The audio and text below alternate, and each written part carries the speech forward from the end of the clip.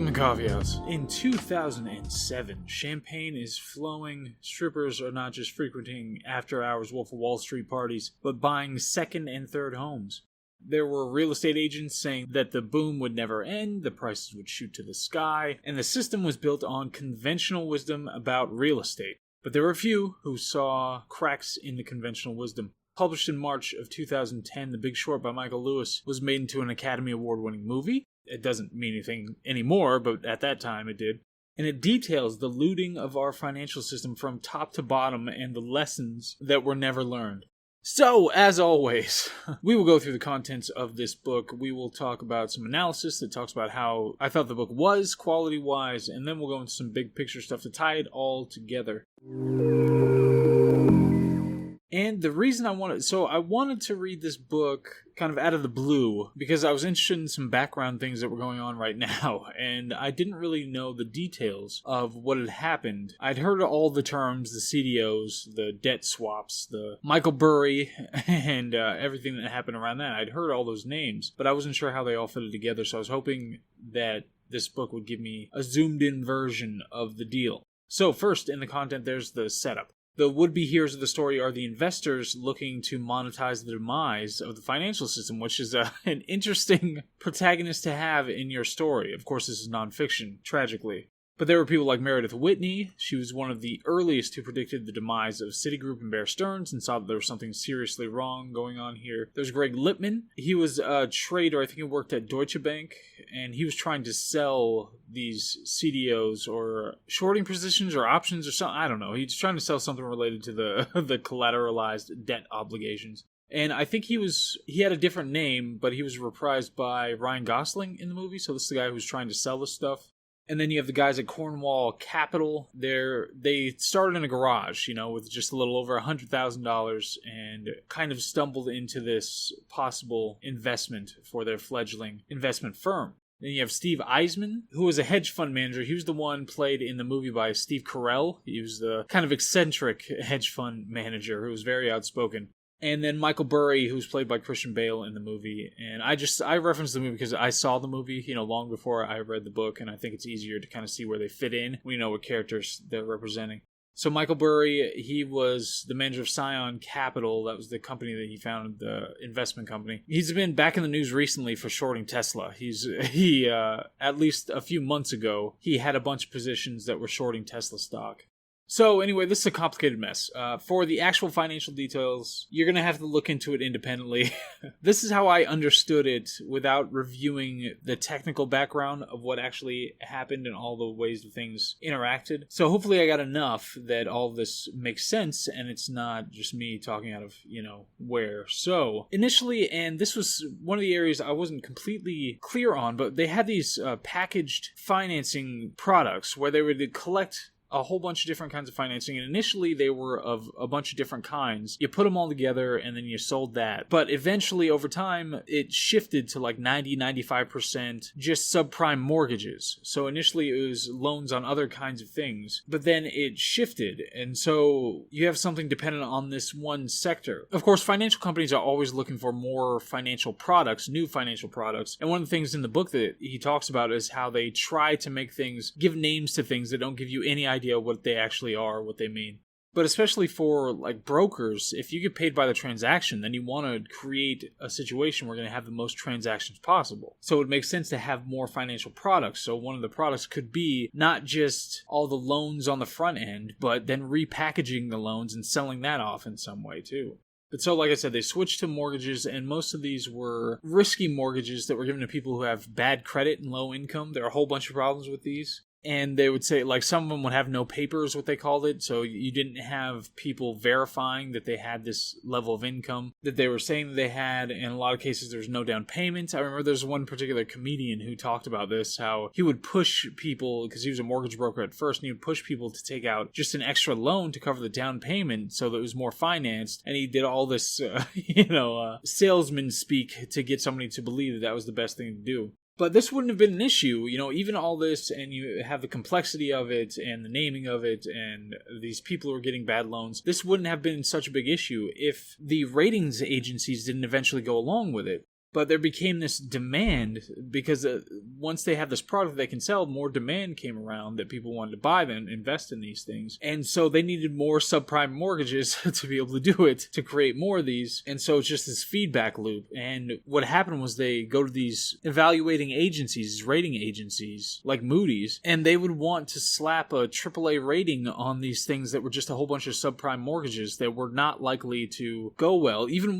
most of the people at these rating agencies were really cagey and wouldn't give away too much information, but one of them just openly said that if they didn't rate these high enough, if they didn't rate them AAA, then the investment banks would just go to another ratings agency. So there's that issue. And there are a whole bunch of things because all these would end up packaged together, just kind of sloppily packaged together. And they would do things like to raise the average credit score of the people across a tranche.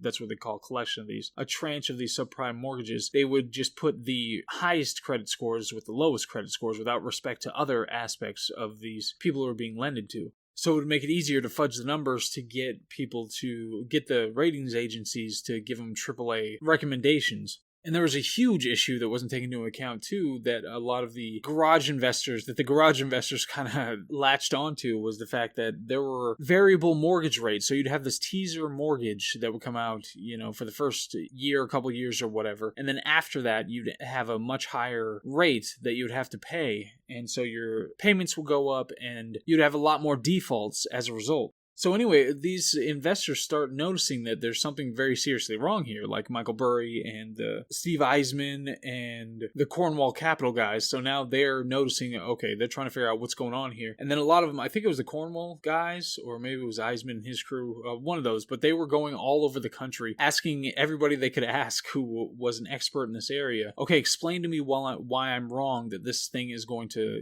the rug is going to get pulled out from underneath the financial sector here. And we won't make an absolute killing shorting all these things, all the CDOs and the banks that are floating these products. And this was something that was really kind of awesome to me and inspiring, that they were deliberately going around trying to get people to argue them off of their position. That was the whole point, is to find somebody who could give a legitimate argument off of their position. And they went to the ends of the earth to try to find this. But you have Michael Burry, who's kind of the eccentric financial expert. He was a former neurosurgeon, and he compulsively studies like these financials and how markets are working and all that. That's just something that he does. So he was able to pull out that this very bad thing was happening. And the way that this kind of worked is that if you're shorting something, then you have to pay. I'm just like getting into options now.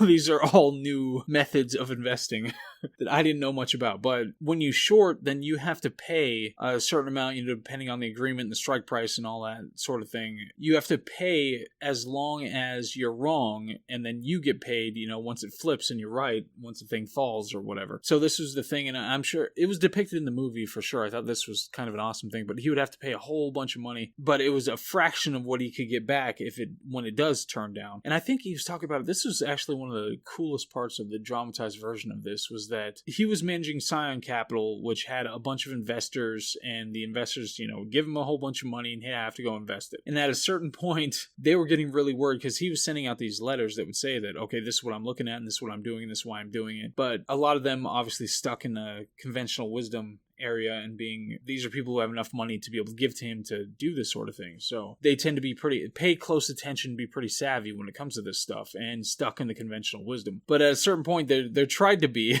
they tried to make a run on Scion Capital, get their money back, and he invoked this part of their contract or something like that, or the lending agreement or the brokerage agreement or something, where it said that he could prevent giving their money back to them if there were extenuating circumstances. So he just made up that there were extenuating circumstances and didn't give it back because he was so sure of his position. But like I said, a lot of the Cornwall people, I think, were big on shorting the banks too. Might have been Eisman again. I get these mixed up, but some of them were shorting the banks too who were doing this stuff, because they were saying that, okay, you guys are going down with this because of the amount of leverage that's being placed in these things. And then toward the end, even those banks started trying to bet against themselves so they could get this stuff back. But so, of course, by the end, because it's a wonderful hero type of story, if an atypical one, you get Bury and the Cornwall people and Eisman, and they all make a killing off of this stuff, millions and millions of dollars. The guys who had 110,000 in a garage end up walking away with like 100 million, and it was just based on, this one bet of something that made a whole bunch of sense, but was going against all the conventional wisdom. And it's kind of amazing. I mean, it's kind of amazing to think of now. Obviously at the time, you're not thinking that the entire system can collapse, that the whole financial sector could be so weirdly leveraged. It's like the alliance system in World War One, that it could just implode on itself once people start being unable to pay their mortgages, and then all of those snowball into each other, because then you have people can't afford their homes, and business closures and layoffs and all that sort of thing that all feed into each other. We're going to go into the analysis now. Just so that was a lot of the contents. Obviously, you can read it if you want to read. It's been out for a while, and it was a fun read. It was just fun to read. It was like a financial story, but depicted as a detective story, and it really does a good job of zooming in on the different people. Like Michael Bury, he's a character, and he's a former neurologist, and he listened to heavy metal and dressed casually in the office, and learned that his son had Asperger's when he went and talked to the teachers about his behavior in class, and he said, well, that's all the stuff that I do. And so he believed himself after that point that he had Asperger's. And then you have Eisman, who, they talk to his wife, and he doesn't understand like social niceties and just basic things like that. He just doesn't get it.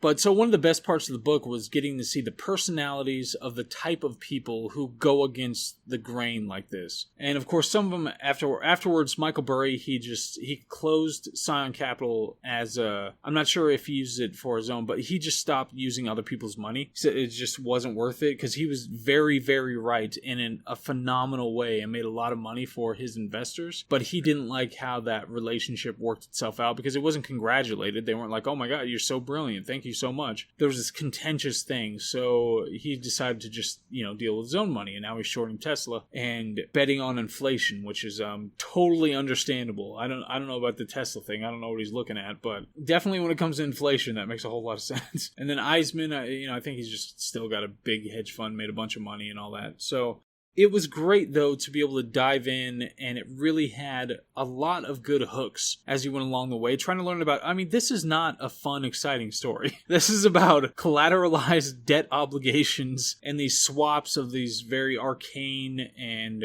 obscure financial products that nobody understands or wants to understand or wants to know anything about. But he turned it into a real story, and like this story of like I said, a detective story, and this giants versus bigger giants. A bunch of millionaires fighting it out, and millionaires and billionaires. So, and it paints an incredible picture of just the banking industry, because by the end you learn, and I should have said this as part of the contents, but by the end you learn that nobody paid for any of this stuff. It wasn't like some people went broke. There were a handful of people who went totally broke. I think one guy lost $9 billion on one trade. It was like the second most in history or something like that for somebody to lose in one trade. And there was another guy who was buying up a whole bunch of these CDOs and ended up getting washed out and all that. But by the end, all these bankers who were involved in this whole process, who were just pushing all these subprime loans in absolutely ridiculous ways. That was another thing that the author pointed out when talking to a bunch of these people, is that a lot of the investors, the lower level investors, when they went and talked to these banks, to try to figure out what's going on here, then a lot of the times the higher ups at the banks who were running these operations didn't understand what was really going on and didn't know what was going on. So it might not even have been malice in a lot of these cases.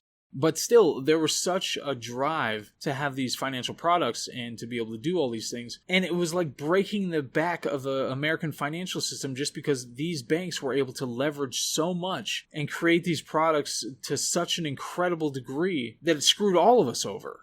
Now, so anyway, the book, I really like it. It's not a super long book. It makes financials sexy. How do you do that? So I see why they made a movie out of it, and I enjoyed the movie too. So anyway, big picture wise, I really think the story of the 20th century will be a story of the government and large corporations banding together to loot the United States. I think that's going to be a huge part of the story of the early 21st century. these people play for keeps. This isn't a game to them. This isn't like, oh, well, we played by the rules. We were on the court. We played by the rules and we lost, whatever. They're doing everything that they can to make sure it's not just 1 billion if it could be 2, or not just 4 billion if it could be 8, And it's weird to see that perspective, but it's necessary for people to understand that that's the kind of game that they're playing in. For most people, it's if you're making 40 million a year, then you're not going to care so much about making sure that turns to 60 million next year. It's not going to be that big of a deal, but it's absolutely that big of a deal to these kinds of people who are working in these kinds of areas. And of course, we've seen a shift lately of companies trying to be, instead of left alone to their business and just doing their business and flexing their political influence to that end, instead of that, now companies have shifted to being directly involved in politics. To the point of, I just saw, Life Water is talking about how important, diversity is and how we need to elevate people on the basis of skin color and gender and sexual orientation and all that. But even setting aside that, just the woke Olympics where all the different companies have to be like, oh no, I'm more virtuous than you by the terms of whatever has been said by one political party today. But even beyond that, we have, instead of waiting for politicians to pass legislation that might hurt their business, these corporations actually participate in the political process. Such as Mark Zuckerberg donating $350 million to participate in the 2020 election in Michigan. And the big tech reps that were part of Biden's transition team and are now in Biden's administration. And every corporation now is expected to participate. It's not an accident the way this has happened. I mean, just a few years ago, the left was demanding corporations to get out of politics, and now they're demanding them to get into it. And of course, like I said, the perpetrators did not learn. They got bailed out by the Obama administration using TARP funds, and it's a problem. We shouldn't have an alliance between billion and trillion dollar corporations and the governing class. That is a problem. One of those is supposed to be looking after our interests. The other is trying to flay us at any given moment to make as much money as possible. So that's The Big Short, and it definitely made me want to think in terms of trillions instead of millions. There's a whole lot else going on. There's a whole bunch more going on than just, oh, well, do I have a vacation place? And there are a lot of people out there, just cutthroat people who are playing for keeps. And it doesn't matter if they destroy your pension or destroy your 401k in the process. They are just trying to loot the system as much as they can and then get out. Of course, the response is that we have to be better informed, we have to work harder, and we have to make sure to elect the kinds of people who are going to challenge this kind of orthodoxy that allies corporate governance and actual governance.